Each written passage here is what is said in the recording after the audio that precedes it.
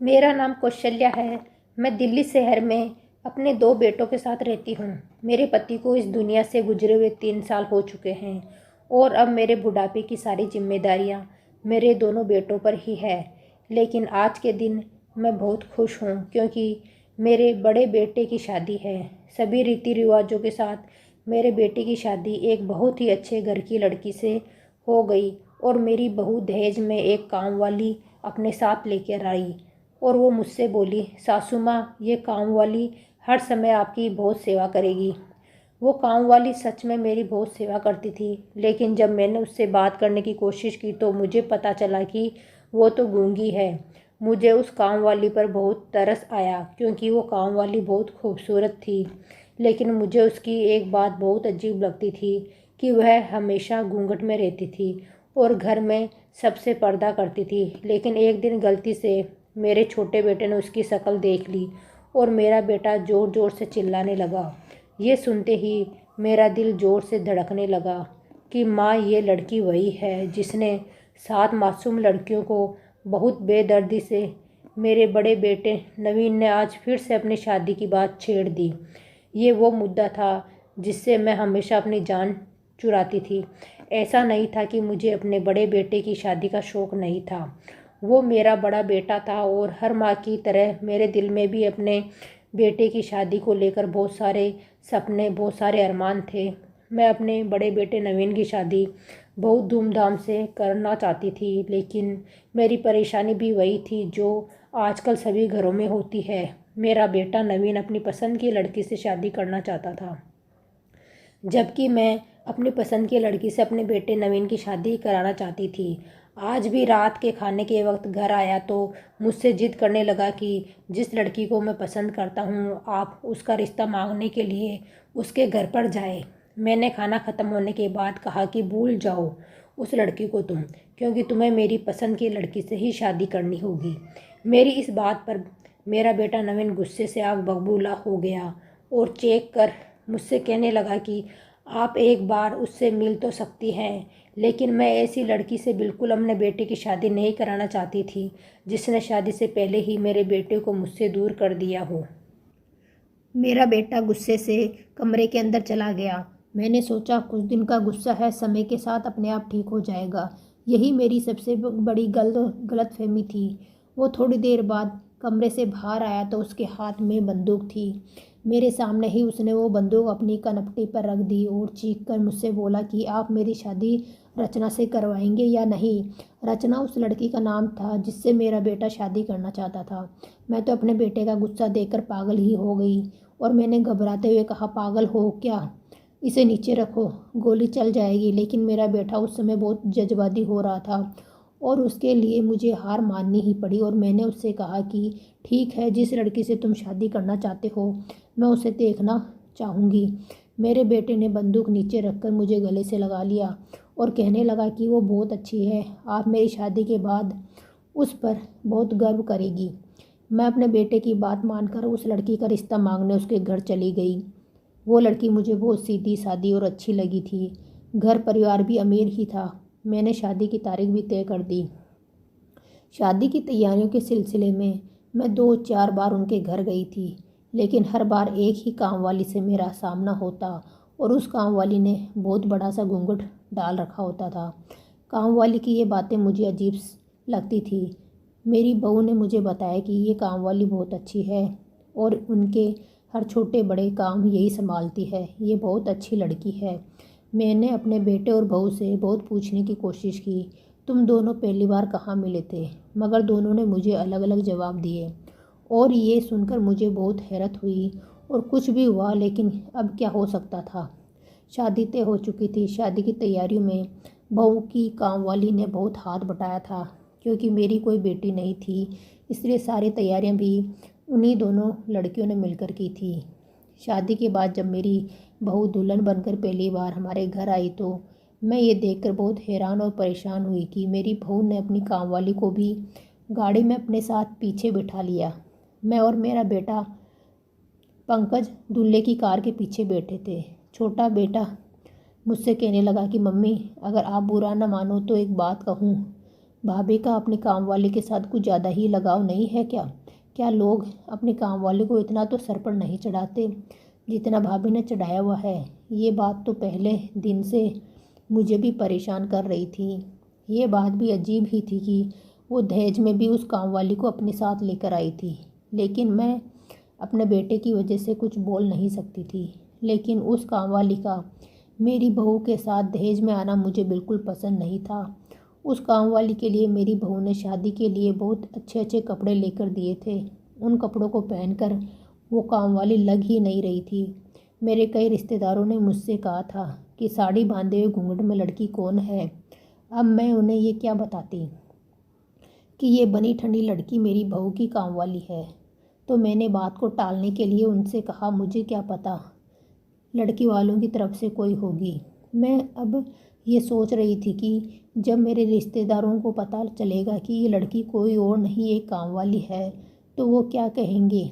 मेरे बेटे का तो दिमाग ही खराब हो चुका था, जो वो बिना कुछ सोचे समझे एक घूंघट वाली काम वाली को अपनी पत्नी के साथ दहेज में ही लेकर आ गया था। जब शादी के बाद हम बारात लेकर घर पहुंचे तो मेरी बहू ने मुझसे कहा कि सासू माँ, ये काम वाली तो मैं आपके लिए लेकर आई हूँ, आप जैसा चाहे इससे अपना काम लेना, या ये आपकी बहुत सेवा करेगी। मैं अपनी बहू की बात सुनकर दंग रह गई कि ये तो बेचारी बहुत अच्छी है। मैं इसके बारे में कितना गलत सोच रही थी। मुझे अपनी सोच पर बहुत शर्मिंदगी महसूस हुई। मेरी बहू ने तभी उस काम वाली को आवाज़ लगाकर मेरे कमरे में बुलाया और उससे कहा कि देखो, शादी की तैयारियों के चक्कर में सासू माँ बहुत थक गई है, तो मैं इनके हाथ पांव दबाकर अच्छे से मालिश कर दो। आज से इनके सभी काम तुम्हारी जिम्मेदारी है। आप जल्दी जाओ और सासू माँ के कमरे की अच्छे से सफाई कर दो ताकि ये आराम कर सके। जब वो काम वाली अंदर कमरे में चली गई तो मेरी बहू मुझसे धीमी आवाज़ में बोली, सासू माँ, आपसे एक छोटी सी प्रार्थना है। मैंने चौंक कर उसे देखा और पूछा कि कैसी प्रार्थना मेरी बहू? मुझसे कहने लगी कि वो बेचारी गरीब जरूर है, लेकिन वो एक बहुत अच्छे घराने से है और बहुत पर्दा करने वाली है। उस काम वाली का चेहरा तो मैंने भी आज तक नहीं देखा, तो इसलिए आप थोड़ा ख्याल रखना। मैंने अपनी बहू से कहा, तुम इस बात की बिल्कुल भी फिक्र मत करो। मैं जब अपने कमरे में गई तो मैंने देखा कि वो काम वाली बड़ी लगन से काम कर रही थी और साड़ी के साइड में से उसके गोरे गोरे हाथ दिख रहे थे। उस काम वाली की खूबसूरती देखकर मैं तो चौंक गई। बहुत ज़्यादा गोरा रंग था उसका। उसे मेरी मौजूदगी का पता चला तो उसने जल्दी से अपने चेहरे को पूरी तरह से ढक लिया। मैंने उस काम वाली को आवाज़ देकर पूछा कि क्या नाम है तुम्हारा? उसने इशारा करके मुझे बताया कि मैं तो गूंगी हूँ। मुझे उस काम वाली पर बहुत रहम आया कि बेचारी इतनी खूबसूरत है और उसने कैसा भाग्य पाया है। एक तो काम वाली, ऊपर से गूंगी। खैर, वो काम वाली बहुत काम की थी, मेरा बहुत ध्यान रखती थी, मेरी बहुत सेवा करती थी। मेरी बहू के काम करने से पहले वो मेरे काम किया करती थी। मैं उससे बहुत खुश रहने लगी थी, लेकिन मेरा छोटा बेटा उसके घूंघट से बहुत ज़्यादा चिढ़ता था। कुछ था भी, वो बहुत ज़्यादा शरारती थी। जब भी वो काम वाली उसके सामने से जाती तो वो उसका रास्ता रोककर खड़ा हो जाता और उससे कहता कि घूंघट ऊपर करके मुझे अपना चेहरा दिखाओ, तभी मैं तुम्हें जाने दूंगा। वो बेचारी तेज़ तेज़ कदमों से भागकर मेरे कमरे में आती और मेरे पीछे छुप जाती। मैं अपने बेटे को डांटती थी कि क्यों इस बेचारी काम वाली को बार बार चिढ़ाता रहता है। काम वाली रोज़ रात को मेरे सर और पाँव दबाती थी और मेरी मालिश भी करती थी। उस काम वाली के आने से मुझे बहुत ज़्यादा आसानी हो गई थी, क्योंकि मेरे सारे के सारे काम उस काम वाली ने ही संभाल रखे थे। मेरा छोटा बेटा हमेशा यह कहकर चिढ़ाता था कि माँ, ये मुंह तो ऐसे ढककर रहती है जैसे कोई चोर हो, इसलिए अपने सारे जेवर ध्यान से रखा करो और उसके जाने के बाद ठीक से चेक कर लिया करो। वो काम वाली तो कुछ बोल भी नहीं सकती थी, क्योंकि वो गूंगी थी। वो बहुत साधारण सी लड़की थी, बस अपने काम से काम रखती थी। एक दिन मेरी कुछ दोस्त है मेरे घर पर आई थी, तब भी मेरी काम वाली उनके सामने घूंघट में ही आई।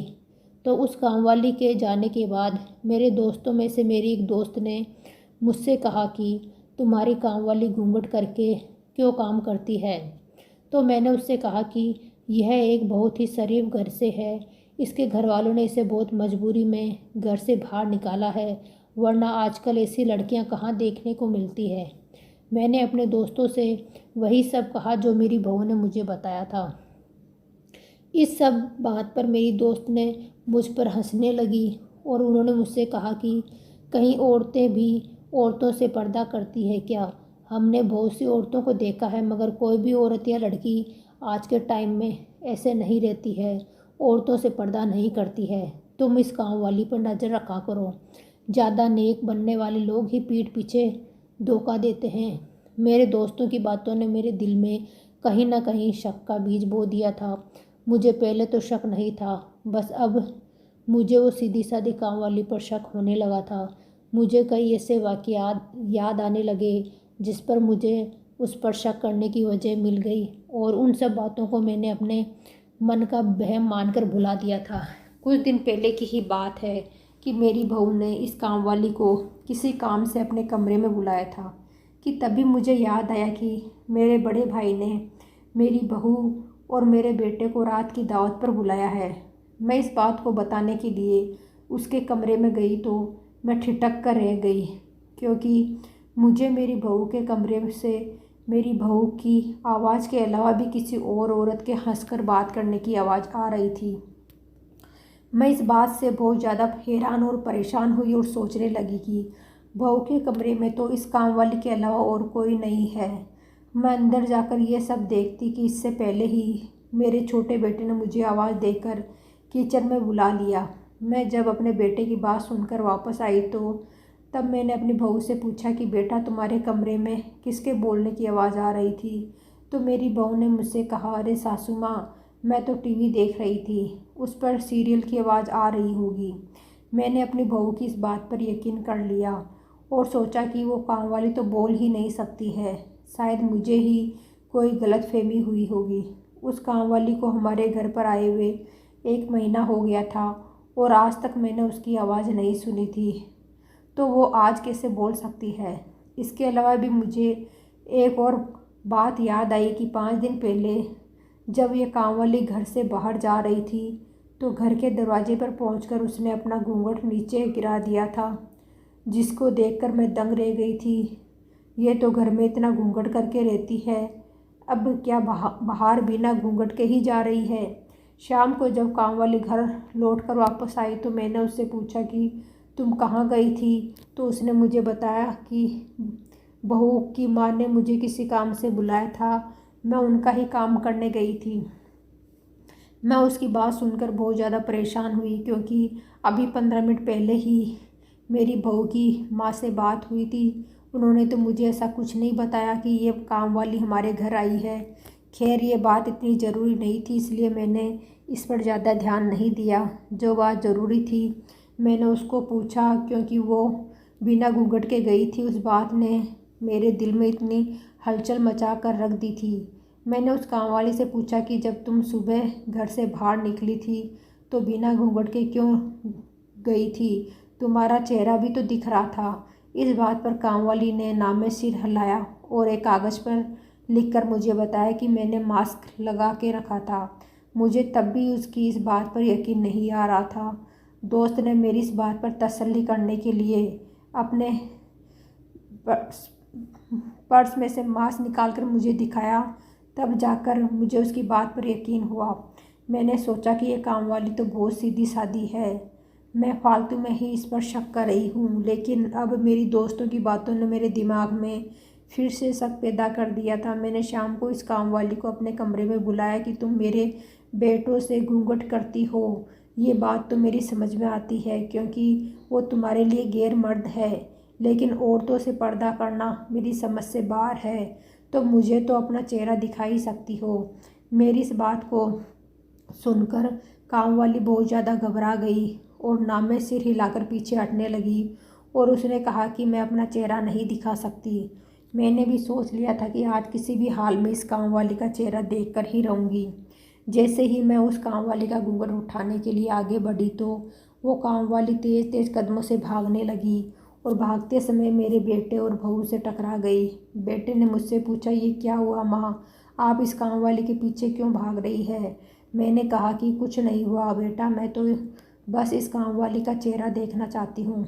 मेरी बात सुनकर मेरी बहू ने मुझसे कहा कि क्यों, सासू माँ, मैंने तो आपसे मना किया था ना कि आप इस कामवाली का चेहरा देखने की जिद नहीं करेगी, फिर आप ऐसा क्यों कर रही है। मैंने अपनी बहू से गुस्से में कहा कि इस कामवाली के घूंघट की वजह से मेरे दोस्तों ने मेरा बहुत मजाक उड़ाया है।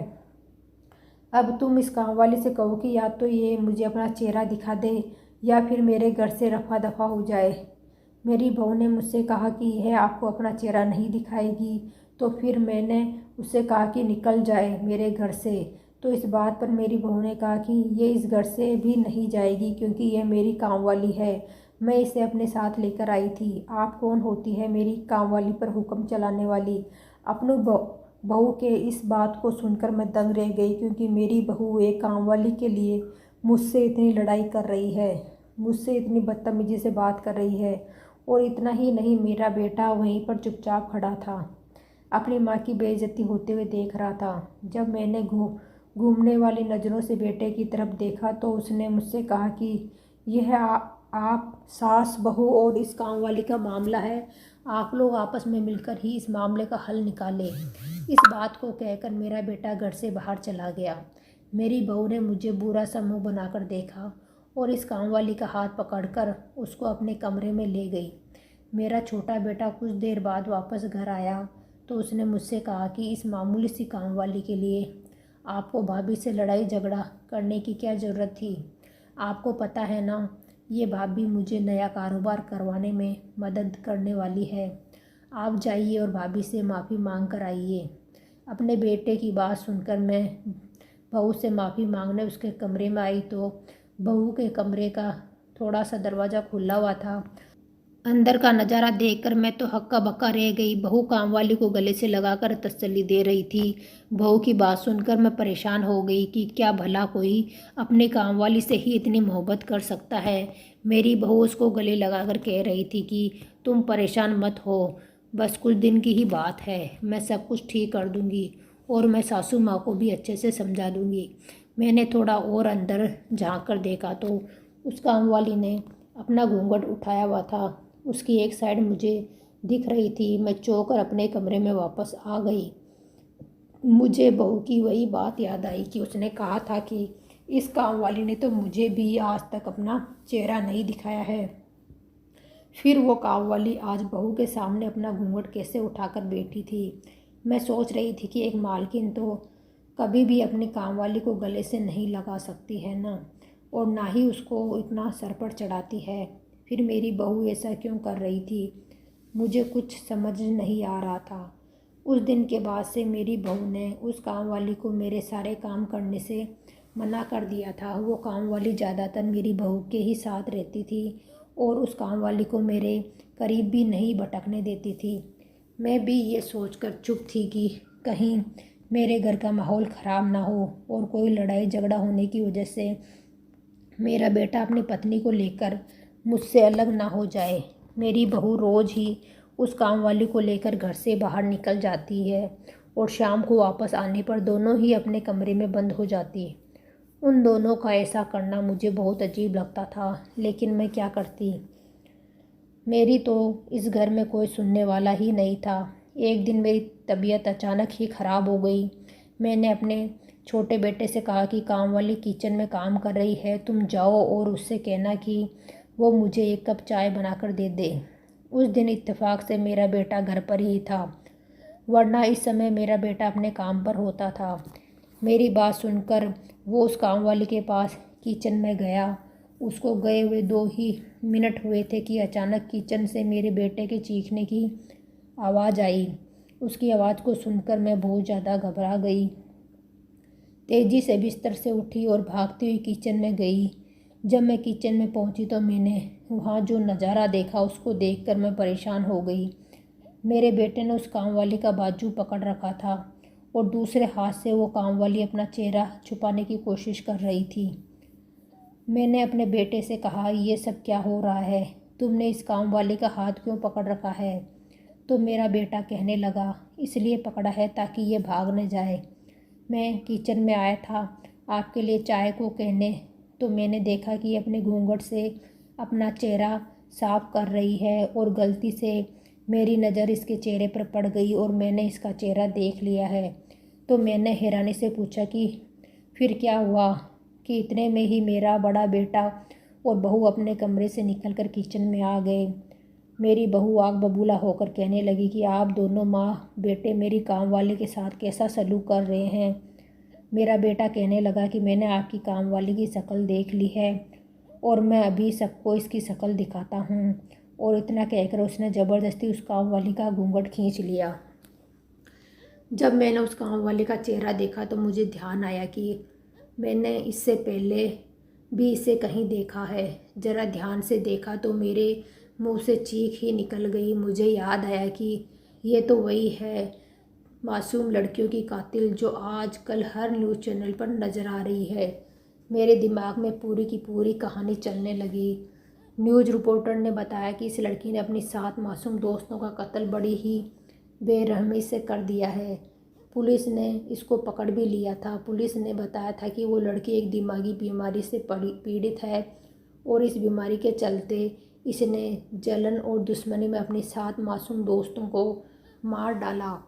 बाद में पता चला कि ये कातिलाना लड़की पुलिस की गिरफ्त से फरार हो गई है। मैं क्या, पूरे देश को इस कातिल लड़की के बारे में पता था।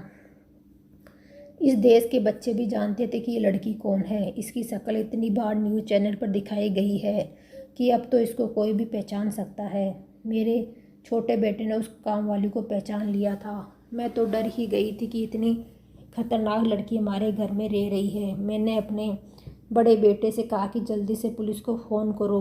मैंने अपनी बहू के चेहरे को देखा, उसके तो चेहरे पर हवाइयाँ उड़ रही थी। मैंने बेटे से कहा, मेरी शक्ल को क्यों देख रहे हो, जल्दी से पुलिस को फ़ोन करो। मेरी इस बात को सुनकर मेरी बहू मेरे पैरों में गिर गई और कहने लगी, सासू माँ ऐसा नहीं कीजिए, प्लीज़ पुलिस को मत बुलाइए। ये लड़की कोई और नहीं बल्कि मेरी ही बहन है, मेरी सगी बहन। तभी मेरे बेटे ने कहा, माँ इस बात को पहले से जानता हूँ। इस बात को सुनकर मेरा तो दिमाग चकरा गया कि इन दोनों ने मिलकर के एक कातिल लड़की को मेरे घर में रखा हुआ है। छोटे बेटे ने जैसे ही फ़ोन की तरफ हाथ बढ़ाया तो मेरे बड़े बेटे ने उसे रोक लिया और कहा कि माँ मेरी पूरी बात तो सुनो। इतने में ही मेरी बहू की बहन बोलने लगी कि आप मेरी बात सुन तो लीजिए, फिर आपको जो ठीक लगे आप वो करना। हम 7 दोस्तों का ग्रुप था। हम सब आपस में बहुत प्यार से रहते थे और सब काम मिलजुल कर ही करते थे। मेरी दोस्त मायरा को एक लड़का पसंद करता था और उसके पीछे हाथ धोकर पड़ा था। मेरे दोस्त मायरा को वो लड़का बिल्कुल भी अच्छा नहीं लगता था। वो कहती थी अजीब पागल सा है, और सच में वो लड़का पागल ही था। एक दिन अचानक वो सब लोगों के सामने मायरा को प्रपोज करने लगा। अब मायरा के साथ साथ हम सब लड़कियों को भी बहुत गुस्सा आया कि ये लड़का ऐसा कैसे कर सकता है। इसी बात पर मायरा ने उस लड़के के गाल पर एक थप्पड़ मार दिया और हम सभी दोस्तों ने मिलकर उसे बहुत ज़्यादा बातें सुनाई। हमारी देखा देखी सब लोगों ने मिलकर उसे बहुत बातें सुनाई और उस लड़के का मजाक उड़ाया। कोई भी लड़का अपनी बेइज्जती को बर्दाश्त नहीं कर सकता। अपनी इस बेइज्जती को उस लड़के ने अपने दिल से लगा लिया और हम लड़कियों से बदला लेने का सोचा। वो लड़का पहले ही साइको टाइप था। इस वाक़ये के कुछ ही दिन के बाद हम सभी दोस्त थे मायरा के घर पर ही इकट्ठा हुए थे और खाना खाते हुए हम सब चौंक गए क्योंकि मायरा के कमरे से चीखने की आवाज़ें आ रही थी। हमारी एक दोस्त मायरा के कमरे में देखने गई तो वो लड़का चाकू से मायरा को मार रहा था। वो डर कर भागी तो उस लड़के ने उसे भी मार डाला। उस साइको लड़के ने एक एक करके मेरी 7 दोस्तों को बड़ी बेरहमी से चाकू से गोंद गोंद कर मार डाला। मैं अपनी जान बचाने के लिए वहाँ खिड़की से कूद गई, तेज़ी से भागते हुए अपने घर आकर अपने कमरे में छुप गई। मेरी हालत बहुत ज़्यादा ख़राब थी। मेरा दिमाग कुछ भी सोचने समझने की हालत में नहीं था। मैं बहुत डर गई थी। उस साइको लड़के ने बड़ी बेरहमी से मेरी सभी दोस्तों को मार दिया। अब मुझे डर था कि कहीं वो आप मुझे भी ना मार दे, लेकिन वो लड़का बहुत चालाक निकला। उसने मेरी सारी दोस्तों के कत्ल का इल्ज़ाम मेरे ऊपर ही डाल दिया और इसी हत्या के आरोप में पुलिस ने मुझे पकड़ लिया। मैंने सबको सच्चाई बताई लेकिन मेरी बात पर किसी ने यकीन नहीं किया। मेरी बहन ने अपने पति के साथ मुझे जेल से बाहर निकला और मेरी बहन मुझे अपनी कामवाली बनाकर अपने साथ ससुराल ले आई। मैंने कुछ नहीं किया, मैं बेकसूर हूँ। पुलिस वाले मुझे हर जगह ढूंढ रहे थे, मीडिया ने भी मुझे हर जगह जलील कर दिया था, इसलिए मुझे अपना चेहरा छुपाना पड़ा। मेरी दीदी मुझे अपने साथ पुलिस की गिरफ्त से बचाने के लिए लेकर आई थी। मेरी बहू रोते मुझसे कहने लगी, इसका कोई कसूर नहीं है, मेरी बहन बेकसूर है। मैं और मेरे पति इतने दिनों से इसकी बेगुनाही का सबूत ढूंढ रहे हैं। हमने उस साइको लड़के के पीछे अपने जासूस लगा रखे हैं। उस लड़के के खिलाफ बहुत से सबूत जमा कर लिए हैं।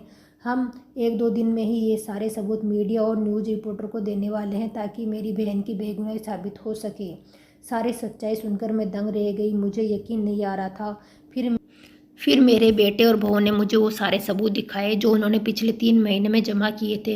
ये सब कुछ सच था। अब बेचारी बेकसूर लड़की भाग्य के हाथों मजबूर होकर एक काम वाली बनकर रह रही थी, जबकि उसकी कोई गलती नहीं थी। मेरी बहू ने वो सारे सबूत इकट्ठा किए थे, वो न्यूज़ चैनल में दिए, और वो लड़की जो बिना कुछ किए गलत इल्ज़ाम में फंसकर जिल्लत और रुसवाई से जी रही थी। सब लोग उससे हमदर्दी करने लगे। जो पहले उस लड़की को कातिल कह रहे थे, उसकी बेइज्जती कर रहे थे, अब लोग उसे इज्जत देने लगे थे। उस साइको लड़के को पुलिस ने गिरफ्तार कर लिया। मुझे उस प्यारी सी लड़की पर बहुत रहम आ रहा था, इसलिए मैंने अपने छोटे बेटे की उससे शादी कर दी, अपनी बहू बनाकर घर ले आई। दोस्तों, उम्मीद करता हूँ आज आपको हमारी कहानी पसंद आई होगी।